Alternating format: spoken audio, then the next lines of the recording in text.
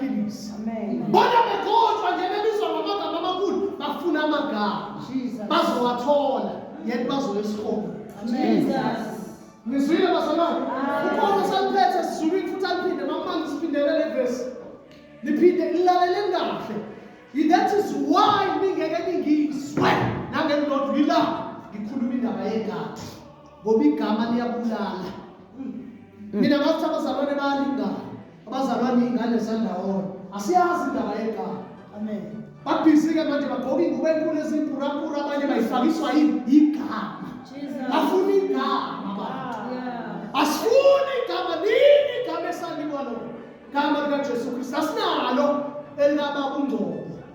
Amen. Amen. Phinde mama ngizwakale kahle. Verse 6. Oyena futhi osenzela amandla. Uyena osenzela amandla. Yeah. Oyena osenzela. Oyena futhi osenzela amandla. Ukuba sizikhonzi zesivumelwano esisha. Yebo. Singesiso esegama kodwa esikamoya. Bazalwane sivumelwano esidala belikhona igama. Amen. Kodwa kwesisha there is no other name. Jesus. Given amongst men.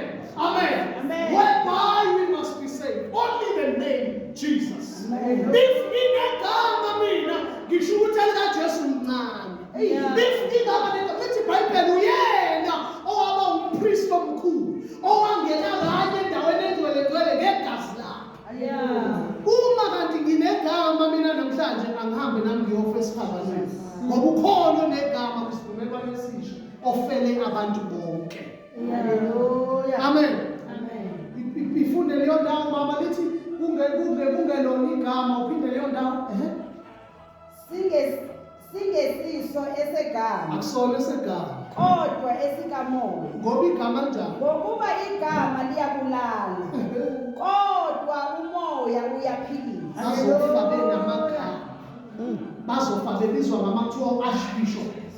Amen. Kusemele ukuthi ngibingelele obaba ngokuhlukana kwezikhundla zabo ngibingelele ubabishop. Uma wangasho njalo sebonakele. Ngoba umu-recognize kwi-office lakhe. Ivela phile ngamagama. Uzathi uKristu uhlukanisiwe yini?